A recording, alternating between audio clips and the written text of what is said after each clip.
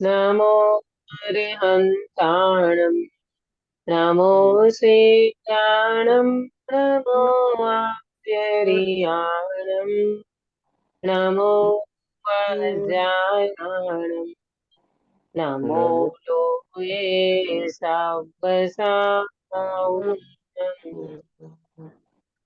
हाँ, कुलभूषण भाई। हाँ, जय।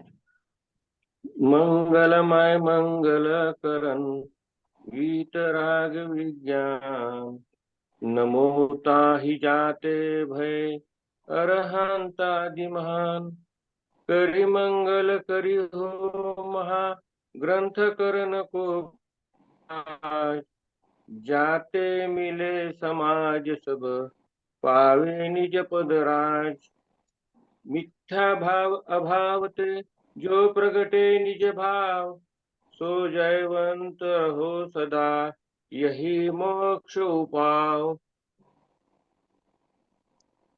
बहुत सुंदर मंगलाचरण आपने किया।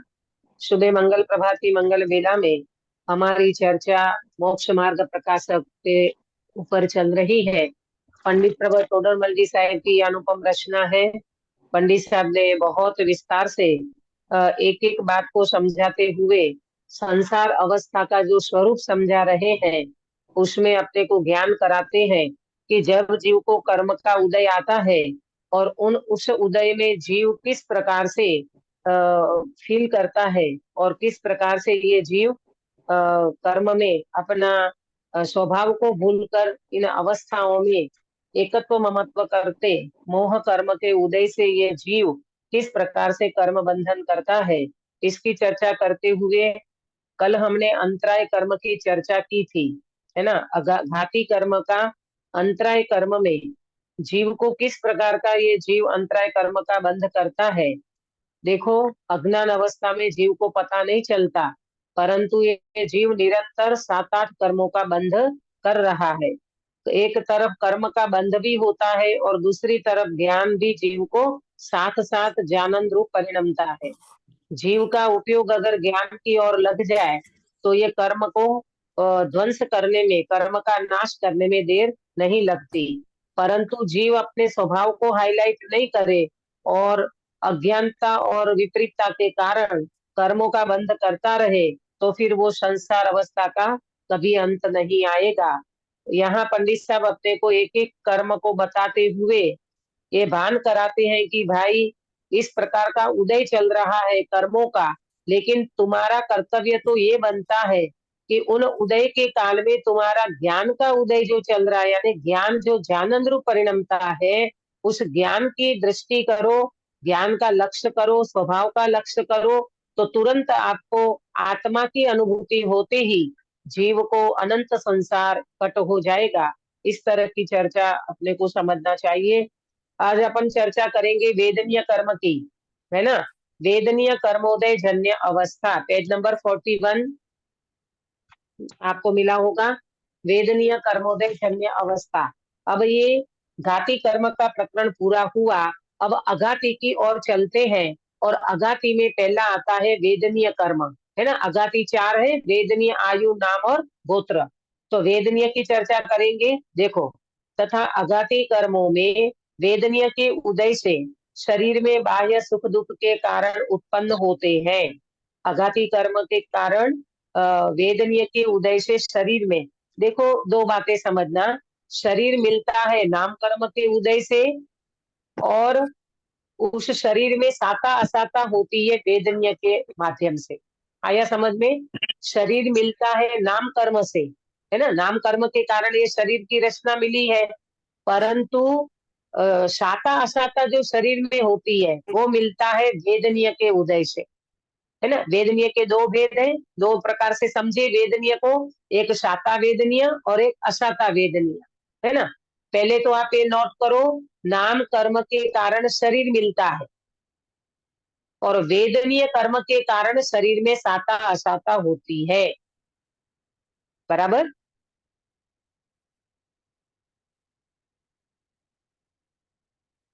फिर अपन चार्ट जो भेजा है मैं उससे भी अपन समझेंगे, पहले अपन इससे समझ लेते हैं। अब देखो, अघाती कर्मों में वेदनीय के उदय से शरीर में बाह्य सुख दुख के कारण उत्पन्न होते हैं। क्या है बाह्य सुख दुख के कारण? तो शरीर में आरोग्यपना, शक्तिवानपना इत्यादि तथा क्षुधा, तृषा, रोग, खेद, पीड़ा इत्यादि सुख दुख के कारण होते हैं। शरीर में सुख दुख के कारण क्या होते हैं? तो पहले तो शरीर में आरोग्यपना, आरोग्यपना माने तंदुरुस्ती, हेल्दी, शरीर तंदुरुस्त होना, ये भी शरीर की एक अवस्था बनती है। फिर शरीर में शक्ति आती है ना। शरीर में क्षुधा माने भूख लगती है, तृषा माने प्यास लगती है, रोग होता है, खेद होता है, पीड़ा होती है। ये सारे सुख दुख के कारण बनते रहते हैं। बराबर। उसमें साता असाता दोनों लगाएंगे। देखो, बाह्य में सुहावने ऋतु पवन आदि, इष्ट स्त्री पुत्रादि तथा मित्र धनादि, ये हो गए अनुकूल। और असुहावने ऋतु पवन आदि, अनिष्ट स्त्री पुत्र आदि तथा शत्रु, दारिद्र्य, वध, बंधन आदि सुख दुख के कारण होते हैं। है ना। ये सारे कारण बताए। देखो, चार्ट में भी आप नजर करोगे ना, चार्ट भी साथ साथ में निकाल लो, तो उससे आपको जल्दी बैठ जाएगा। वेदनीय कर्मोदय जन्य अवस्था, तो पहले लिया है शरीर, शरीर मिला है नाम कर्म के उदय से। बराबर। और फिर वेदनीय के निमित्त से अपने को दो प्रकार समझना। सामग्री मिली है वेदनीय के निमित्त से, उसमें एक सामग्री है अनुकूल और एक सामग्री है प्रतिकूल। अनुकूलता में क्या लिया? ऋतु पवन आदि, इष्ट स्त्री पुत्र आदि और मित्र धनादि आदि, ये सब हमारे अनुकूल। स्त्री आपका, आपके कहने में होवे, आपको ऋतु पवन भी इतना अनुकूल होवे। जैसे अभी गर्मी के दिन चल रहे हैं, तो गर्मी के दिन में सुबह सुबह गुलाबी ठंडी होती है ना, ठंडी ठंडी हवा आती है, तो ये अपने को अनुकूल लगता है, इसमें जीव को अच्छा लगता है, जीव अच्छा महसूस करता है। आपके घर में आपकी पत्नी है, आपका पुत्र है, आपका परिवार है, वो आपको अनुकूल है, तो आपको अच्छा लगता है, आपको शाखा का उदय लगता है। बराबर। अब प्रतिकूलता में क्या लेना?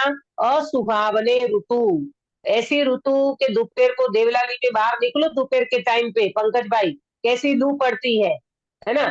एकदम से ऐसा लगता है कि जैसे कोई मार पड़ रहा हो गर्मी का। ऐसा ऐसा ऐसा एकदम से गर्मी लगने लगती है, लू पड़ने लगती है, तो वो हमें पसंद नहीं आता, वो हमने असुहावने पवन लगते हैं।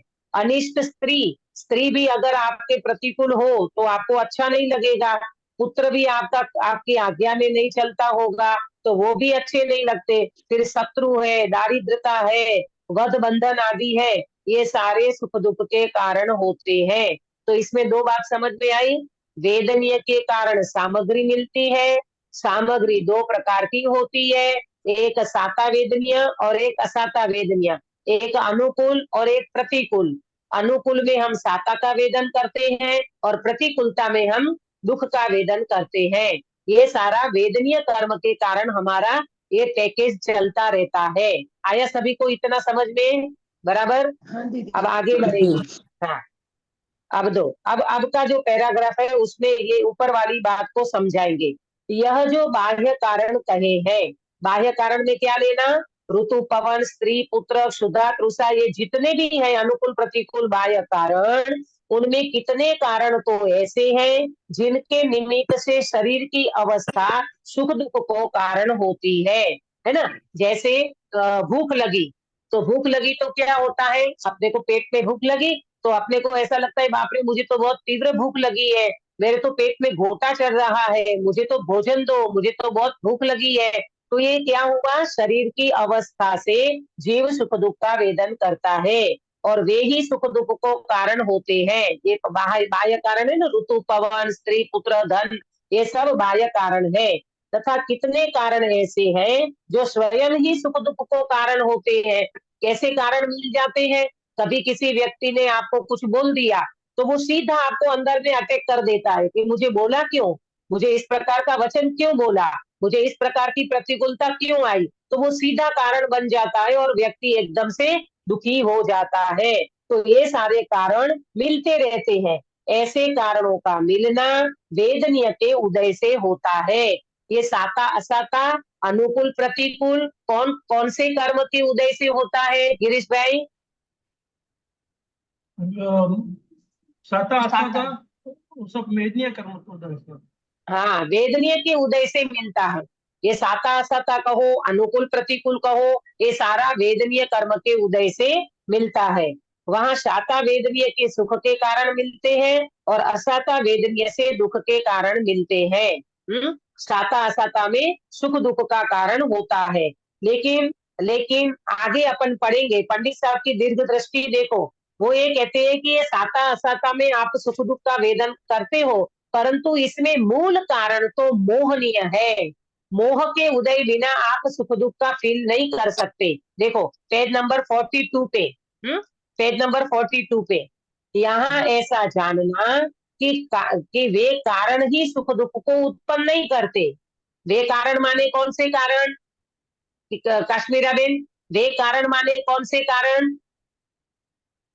काश्मीरा बेन नहीं है, ये लिखा नहीं है ना है साता भावना वेदी। बेन? हाँ हाँ, ये जो अनुकूल प्रतिकूल बताए ना, स्त्री हाँ पुत्र जी, हाँ धन शुद्धा तृषा, है ना, अनुकूल और प्रतिकूल दोनों ले लेना।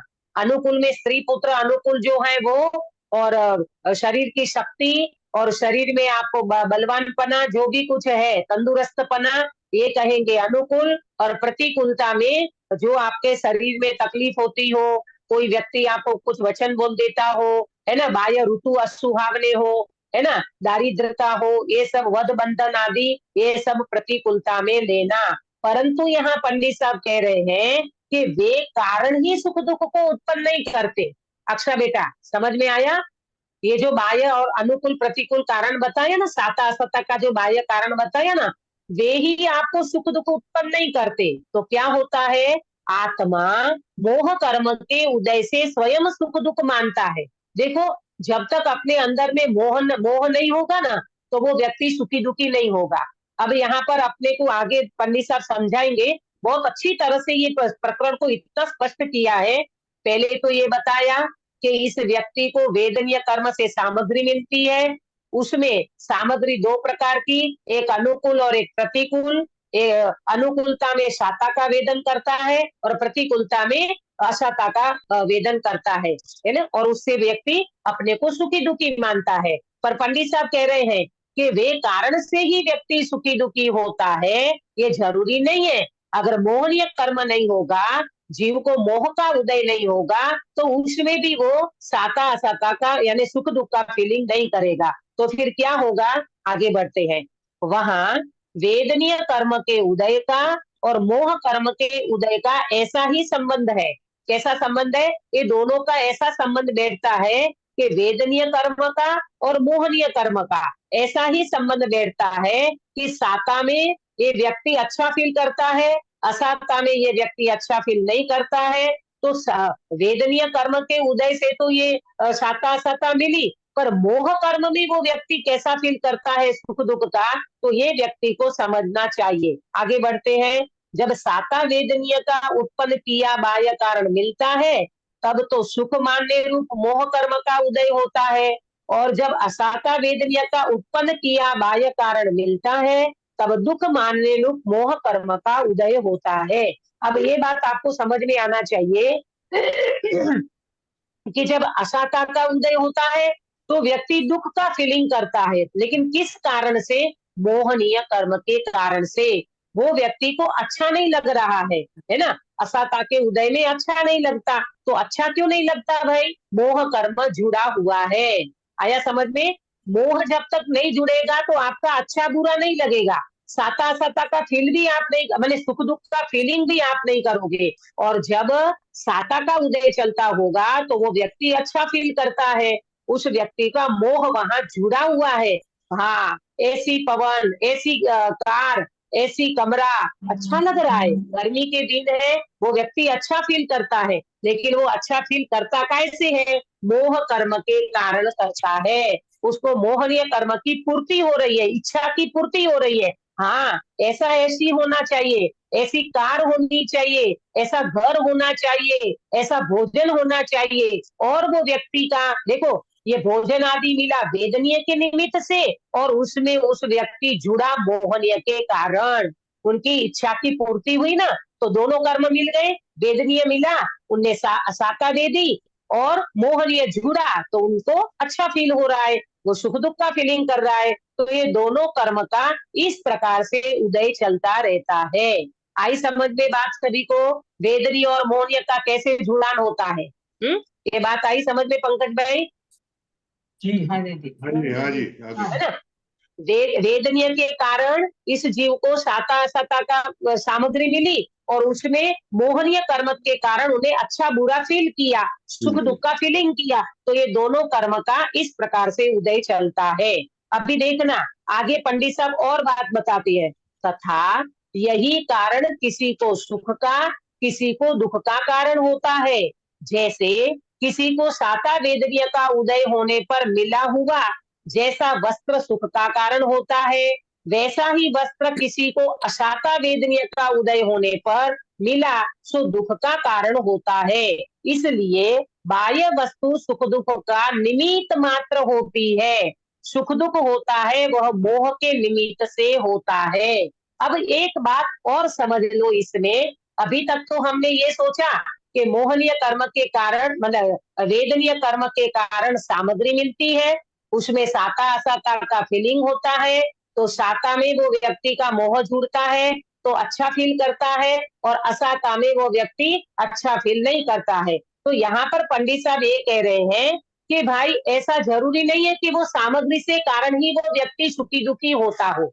देखो ऐसा है कि जैसे गर्मी के दिनों में, एग्जाम्पल सुनना ध्यान से, गर्मी के दिनों में हमें एसी अच्छा लगता है, हमें कूलर अच्छा लगता है, परंतु किसी व्यक्ति को 5 डिग्री ताव चढ़ा हो, ठंडे ठंडा ठंडी वाला ताव आता है ना, शीत ताव आता है ना, शीत वाला ताव, तो 5 डिग्री ताव किसी व्यक्ति को चढ़ा हो और एकदम ठंड लगती हो, उस व्यक्ति को एसी कैसा लगेगा? बोलो। अच्छा नहीं लगेगा, मतलब नहीं हाँ, क्यों सुहाएगा, अच्छा नहीं लगेगा भाई? पीड़ादायक लगेगा। हाँ, पीड़ादायक लगेगा, वो व्यक्ति साता का फील नहीं करेगा। आया समझ में? देखो एसी तो वो ही है ना, कूलर तो वो ही है। थोड़े समय पहले, 2 दिन पहले तो उसी कूलर में बैठे थे, उसी एसी में बैठ करके साता का फील करते थे, और आज क्या हो गया? आज फीवर चढ़ गया, 5 डिग्री फीवर चढ़ा है, तो वो व्यक्ति को वो वातावरण अच्छा नहीं लगता, वो एसी अच्छा नहीं लग रहा है, और हम बैठे हैं, हमें पसीने हो रहे हैं, तो हमें वो ऐसी अच्छा लगता है। तो समझना अंकित भैया, सामग्री तो एक ही है, परंतु एक सामग्री एक व्यक्ति को अच्छी लगती है, एक व्यक्ति को अच्छी नहीं लगती। क्यों? निमित्त निमित्त के कारण, निमित्त हाँ, मात्र। मतलब वो व्यक्ति फील कैसा करता है अंदर में, सामग्री सुख दुख का कारण नहीं है, आप कैसा फील करते हो इसी के ऊपर आधार है। अगर आपको अंदर में फीवर है तो वो ऐसी अच्छा नहीं लगेगा, और आपको फीवर नहीं है, आप एकदम तंदुरुस्त हो, तो आपको गर्मी में ऐसी अच्छा लगता है। इसका मतलब सामग्री सुख दुख का कारण नहीं है, बाह्य वस्तु सुख दुख का तो निमित्त मात्र है। आप उसमें कैसा फील करते हो, और वो फीलिंग आपका मोहनीय कर्म के कारण से होता है। हो गई सबको क्लियर हो गई ये बातें? बराबर? हाँ, अब आगे बढ़ते हैं। आगे एक और मुनिराज का दृष्टांत देकर के बताते हैं। निर्मोही मुनियों को अनेक रिद्धि आदि तथा परिसह आदि कारण मिलते हैं, तथापि सुख दुख उत्पन्न नहीं होता। आया समझ में गिरीश भाई? क्या बोला? निर्मोही मुनिराज को सिर पे सिगड़ी रखी है, सिर पे सिगड़ी रखी है, और माथा जल रहा है। बोलो, वो माथा जलता हुआ भी, ऐसा परिसर होते हुए भी मुनिराज सुखी दुखी होते हैं या नहीं? नहीं होते, तो मोह नहीं है ना। क्यों नहीं होते? हाँ, मोह नहीं है, मोह शरीर नहीं से है। शरीर से मोह छूट गया है। हाँ, बहुत बढ़िया, कि शरीर से मोह टूट गया है, शरीर उनको इतना दूर लगता है। पंकज भाई, अपने को तो जरा सा कुछ होता है तो अपन एकदम हिल जाते हैं, और यहाँ सिगड़ी जल रही है तो भी मुनिराज को मोह नहीं होता। मुनिराज को कोई विकल्प नहीं है, मुनिराज को लेस मात्र भी शरीर का लक्ष्य नहीं है, क्योंकि मोहन या कर्म है नहीं, अच्छा बुरा फील नहीं करते। अंदर में वो व्यक्ति को कितना भी परिश्रम होता हो, तकलीफ होती हो, लेकिन वो तकलीफ नहीं लगती, क्योंकि उनको मोह नहीं है, शरीर का लक्ष्य नहीं है, शरीर के प्रति आसक्ति नहीं है, शरीर का राग नहीं है। इसीलिए मुनिराज, निर्मोही मुनिराज, बिल्कुल शरीर का लक्ष्य नहीं। रिद्धि उत्पन्न हो जाए, कितनी रिद्धियां होती है, 64 रिद्धि होती है। तो हाँ बोलिए, कुछ प्रश्न है आपका भाई? हाँ दीदी, कुलभूषण भाई, देखो, हाँ बोलिए। हाँ, ये आघातीय कर्म में नाम कर्म और वेदनीय कर्म, हाँ, हाँ और मोहनीय कर्म घातीय कर्म है। हाँ हाँ, सुनो, यदि मुनिराज है तो वहां उनको आघातीय कर्म का उदय है, वेदनीय का हाँ भी है और नाम कर्म का भी है, परंतु हाँ वो मुनि निर्मोही होने से घाती हाँ, कर्म घात नहीं करता, क्योंकि घाती कर्म का मोह नहीं उनको, दर्शन मोहनीय गया, इसलिए वो सुखी हाँ है। और अपन जो हाँ मिथ्या दृष्टि, अपना हम्म उदय तो आघातीय कर्म से मिला है, वेदनीय और हम्म नाम कर्म से शरीर सब, पण अपने हाँ पास दर्शन मोह रहने से मोहनीय ने घातीय कर्म अपना घात करता है। हम्म, बहुत बढ़िया, अच्छा बताया आपने, मतलब सही सोच है आपकी कि वास्तव में देखो, इसलिए तो कह रहे हैं पंडित साहब कि सामग्री सुख दुख का कारण नहीं है। वेदनीय कर्म से सामग्री मिली, साता असाता का उदय चल रहा है, लेकिन उसमें अगर मोह जुड़ता है तो ही व्यक्ति सुखी दुखी होता है।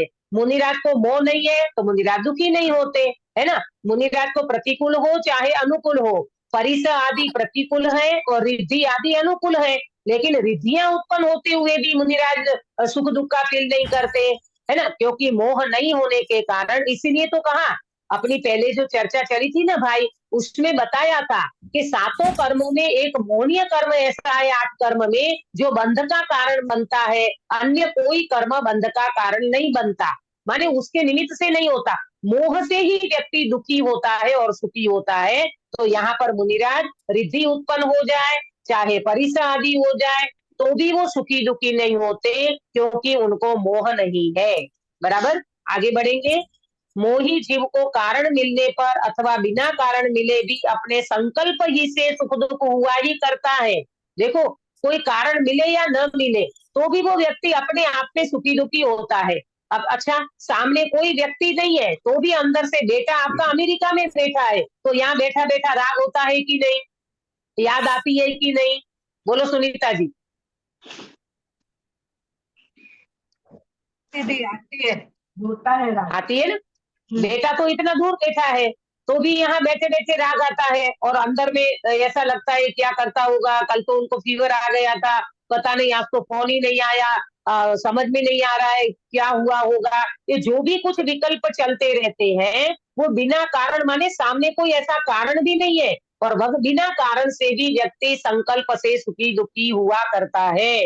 वहां भी तीव्र मोही को जिस कारण के मिलने पर तीव्र सुख दुख होते हैं, वही कारण मिलने पर मंद मोही को मंद सुख दुख होते हैं। अब इसमें दो बातें बताई, कसाई की मंदता होगी तो वो मंद दुखी सुखी होगा, और कसाई की तीव्रता होगी तो वो व्यक्ति ज्यादा सुखी दुखी होगा।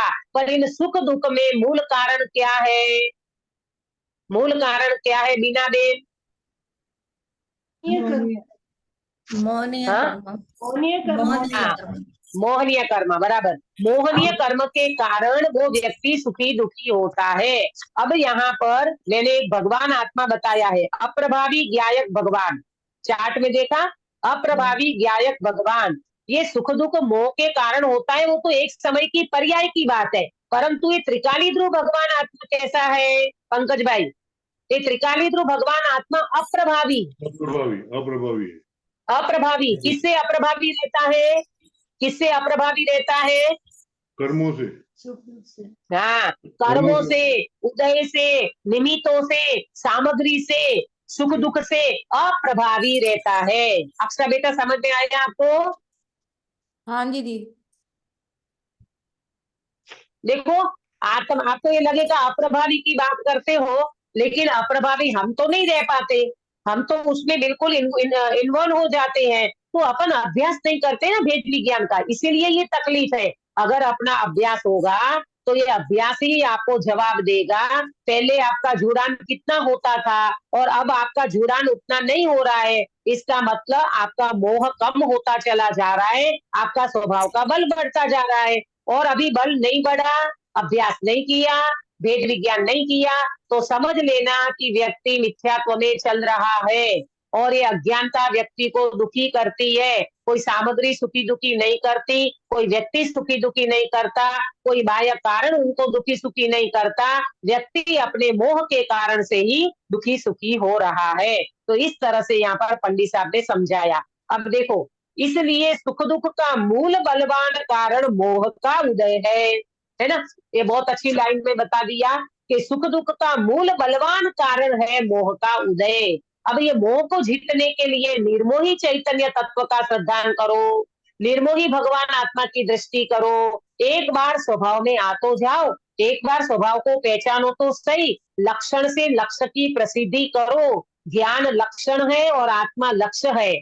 शक्कर मीठी है ना, तो मिठास उसका लक्षण है और शक्कर अपना लक्ष्य है। तो वहां शक्कर की मिठास को तो हम वेदन कर लेते हैं, उसको तो हम चख लेते हैं। एक बार अतीन्द्रिय स्वाद अपनी आत्मा का करो, चखो, तो वो अपने को पता चलेगा, अरे रे भगवान, ये सारे के सारे उपाधि भाव, ये सारे के सारे कर्म के उदय वास्तव में मेरी चैतन्य आत्मा में नहीं है। और चैतन्य आत्मा की ऐसी दृष्टि करने वाले व्यक्ति वास्तव में मोह पे विजय प्राप्त कर लेता है। यहाँ कहते हैं सुख दुख का मूल बलवान कारण तो तुम्हारे मोह का उदय है। तुम्हारा मोह का उदय होगा तो तुम सुखी दुखी बनते रहोगे। चाहे सामग्री आपको इष्ट हो कि अनिष्ट हो, उससे कोई मतलब नहीं है। सामग्री आपको सुख दुख नहीं कराती, आपके मोह के कारण आप सुखी दुखी होते हो, ये बताते हैं। अन्य वस्तु है वे बलवान कारण नहीं है, माने बाह्य सामग्री अनुकूल प्रतिकूल ये वास्तव में बलवान कारण नहीं है, परंतु अन्य वस्तुओं के और मोही जीव के परिणामों के निमित्त नैमित्तिक की मुख्यता पाई जाती है। बाह्य वस्तु होती है और जीव के परिणाम होते हैं, इनको निमित्त नैमित्तिक इस संबंध पाया जाता है। यहाँ वस्तु मिली और यहाँ जीव का मोह उमड़ा, आइसक्रीम देखी और यहाँ इच्छा हो गई, है ना। गर्मी के दिन है, आइसक्रीम देखी, यहाँ इच्छा हो गई। ऐसी कमरा देखा, बैठने का मन कर गया। कूलर देखा, चालू करने का मन कर गया। तो ये जैसे सामग्री मिलती है और यहाँ जीव की इच्छा होती है, तो ये दोनों के बीच में निमित्त नैमित्तिक की मुख्यता होती है। उससे मोही जीव अन्य वस्तु ही को सुख दुख का कारण मानता है। तो सुख दुख का कारण किसको मानता है? उन बाह्य वस्तुओं को। इससे मुझे सुख हुआ, इससे मुझे दुख हुआ। कल मैं गर्मी में बाहर चली गई तो मुझे फीवर आ गया, और आज मैंने पकोड़े खा लिए तो मुझे लूज मोशन हो गया। माने बाह्य वस्तुओं को ही कारण मानता है, अपने मोह को तो वो अज्ञानी देखता ही नहीं है। तो इस प्रकार से वो व्यक्ति सुख दुख का फील करता रहता है।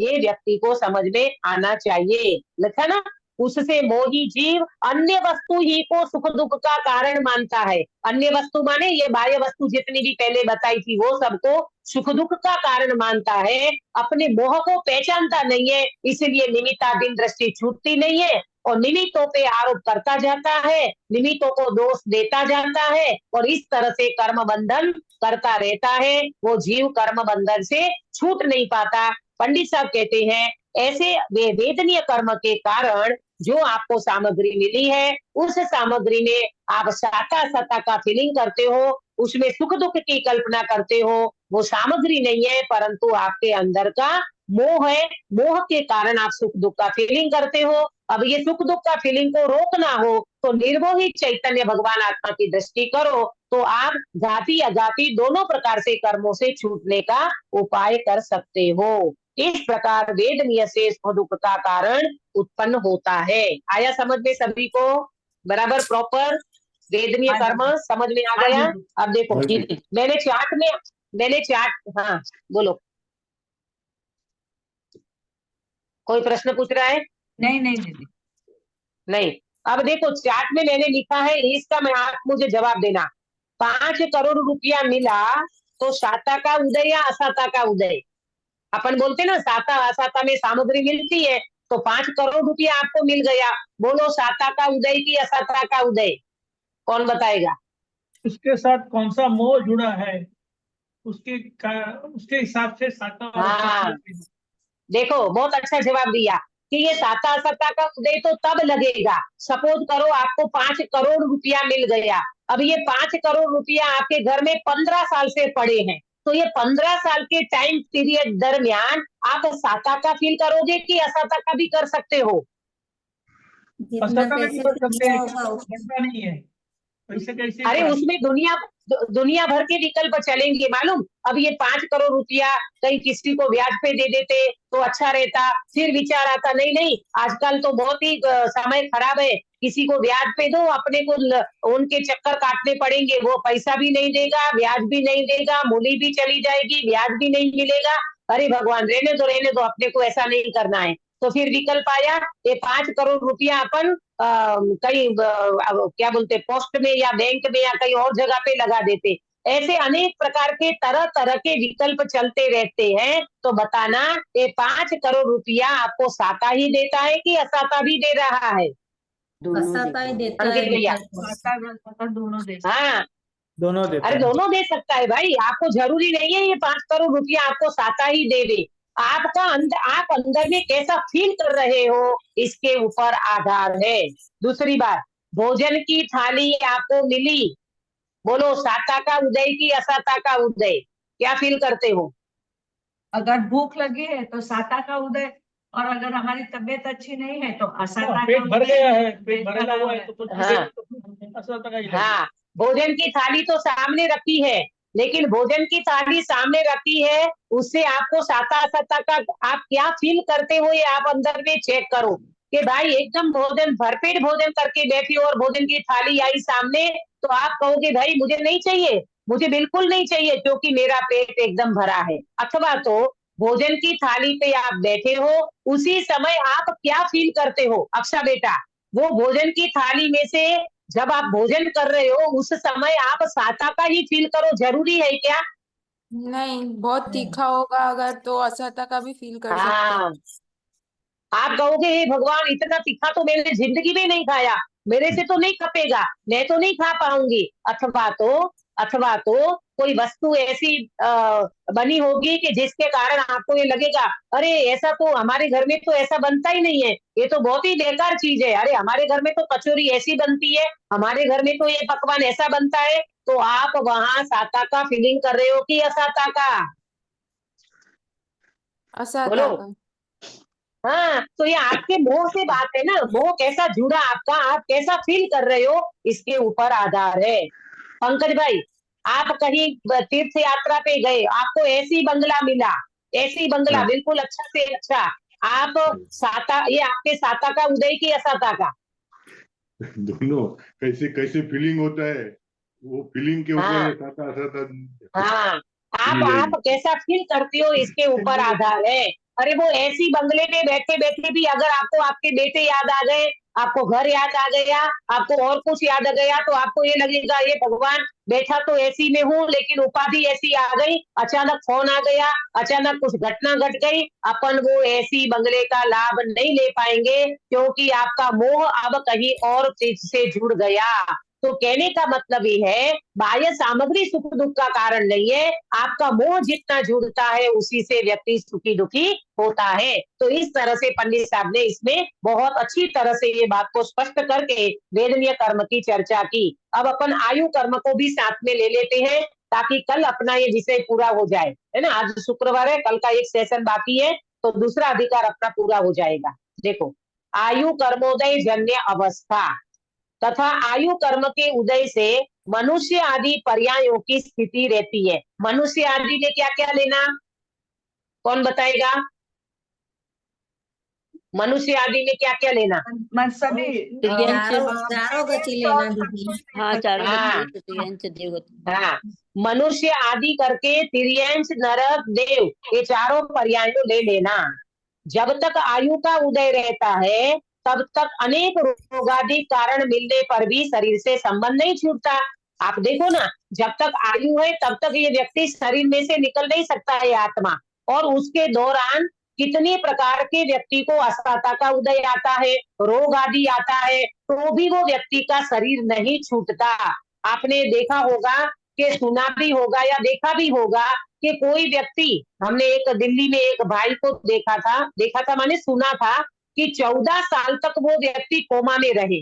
कितने साल? 14 साल तक कोमा में रहे, लेकिन वो व्यक्ति का आयु बलवान था तो वो कोमा में बने रहे 14 साल तक, वो व्यक्ति की डेथ नहीं हुई, है ना। अब कोमा में डला व्यक्ति को आप क्या कर सकते हो?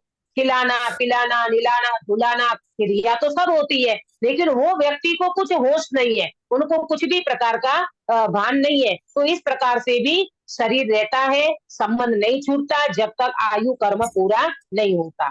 तथा जब आयु का उदय न हो तब अनेक उपाय करने पर भी शरीर से संबंध नहीं रहता, है ना। जब आयु पूरी होने वाली हो ना तो एकदम अटैक आ गया और व्यक्ति चला गया, कोई आगे पीछे कुछ भी नहीं था, है ना, और वो व्यक्ति चला गया। क्यों? क्योंकि आयु कर्म पूरा हुआ था।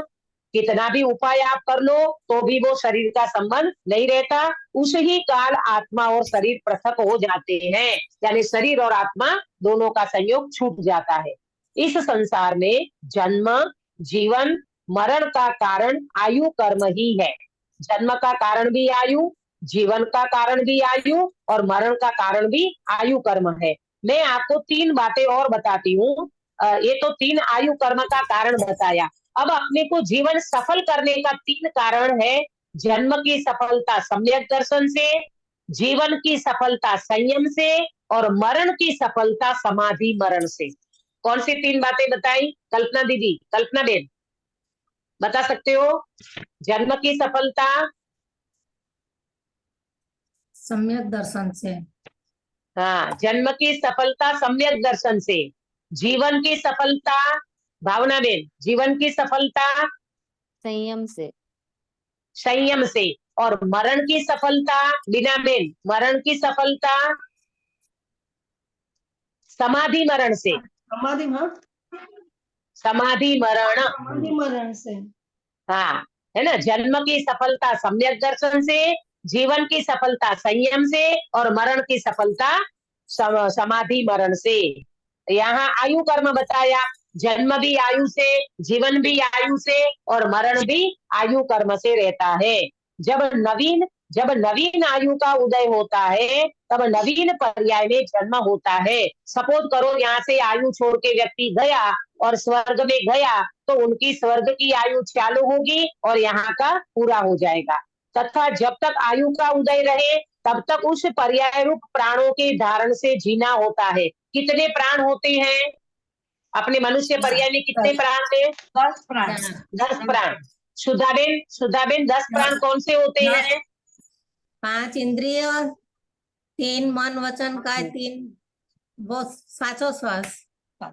हाँ, और आयु 5 आयु मन और नहीं, श्वासोश्वास। आयु और हाँ, आयु श्वासोश्वास। और श्वासोश्वास। 5 इंद्रियां, मन बल, वचन बल, काय बल, श्वासोश्वास और आयु। ये 10 प्राण शरीर में होते हैं, शरीर के होते हैं। और चैतन्य प्राण आत्मा का है, जो अपन जीवत का शक्ति से चैतन्य प्राण से जीते हैं ना, वो आत्मा का प्राण गिना जाता है। और ये है 10 प्राण शरीर के, बराबर। तो ये 10 प्राण जब तक धारण करता है तब तक जीना होता है, और आयु का क्षय हो तब उस पर्याय रूप प्राण छूटने से मरण होता है। जब ये 10 प्राण छूट जाते हैं तो व्यक्ति की मृत्यु हो जाती है। तो अपन हमेशा मार्क करते हैं उनकी सांस चल रही है कि नहीं देखो, उनके पल्स चल रहे हैं कि नहीं देखो, उनका धड़कन चालू है कि नहीं देखो। तो इससे अपने को क्या पता चलता है व्यक्ति जिंदा है कि मर गया है। तो 10 प्राण से ये जीव का शरीर चलता है।